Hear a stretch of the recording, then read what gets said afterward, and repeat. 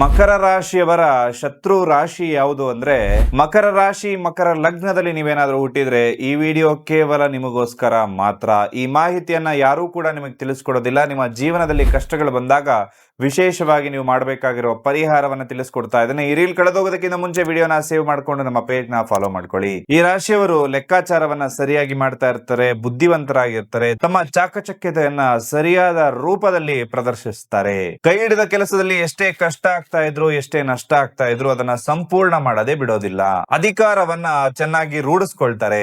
ಯಾವುದೇ ವಿಚಾರ ಆಗಿದ್ರು ಕೂಡ ಕೂಲಂಕುಷವಾಗಿ ಗಮನಿಸಿ ಆ ವಿಚಾರವನ್ನ ಅರ್ಥ ಮಾಡ್ಕೊಳ್ತಾರೆ. ಗೌರವ, ಕೀರ್ತಿ, ಪ್ರತಿಷ್ಠೆಯನ್ನ ಪಡ್ಕೊಳ್ಬೇಕು ಅಂತ ಹೇಳಿ ಕಷ್ಟಪಟ್ಟು ನಿಷ್ಠೆಯಿಂದ ಜೀವನವನ್ನ ಮಾಡ್ತಾರೆ. ಇವರಿಗೆ ಆರೋಗ್ಯ ಯಾವಾಗ್ಲೂ ಕೂಡ ದೋಷ ಪೂರಿತವಾಗಿರುತ್ತೆ. ಇವರ ರಾಷ್ಟ್ರಾಧಿಪತಿ ಶನಿ ಆಗಿರೋದ್ರಿಂದ ಸ್ವಲ್ಪ ಕರ್ಮ ಫಲಗಳು ಕೂಡ ಹೆಚ್ಚಾಗಿ ಇವರಿಗೆ ಕೆಲಸ ಮಾಡ್ತಾ ಇರುತ್ತೆ. ನಿಮ್ಮ ಶನಿಯ ಉಪಟಳಗಳನ್ನ ಕಮ್ಮಿ ಮಾಡ್ಲಿಕ್ಕೆ, ಶನಿಯನ್ನ ಪಾಸಿಟಿವ್ ಆಗಿ ಆಕ್ಟಿವೇಟ್ ಮಾಡ್ಲಿಕ್ಕೆ ಶನಿಯ ಜೊತೆ ಈ ವಿಶೇಷವಾಗಿ ಗುರುವನ್ನ ಕೂಡ ಆಕ್ಟಿವೇಟ್ ಮಾಡೋದ್ರಿಂದ ನಿಮ್ಮ ಜೀವನದಲ್ಲಿ ಕಷ್ಟಗಳು ಪರಿಹಾರ ಆಗುತ್ತೆ. ಇದನ್ನ ಆಕ್ಟಿವೇಟ್ ಮಾಡ್ಲಿಕ್ಕೆ ಈ ಕ್ರಿಸ್ಟಲ್ ಬ್ರೇಸ್ಲೆಟ್ ಗಳನ್ನ ನೀವು ಧರಿಸ್ಕೊಳ್ಳಿ.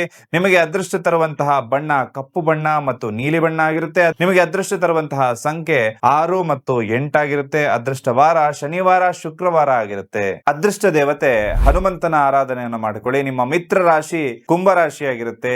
ನಿಮ್ಮ ಶತ್ರು ರಾಶಿ ಸಿಂಹ ರಾಶಿ ಆಗಿರುತ್ತೆ.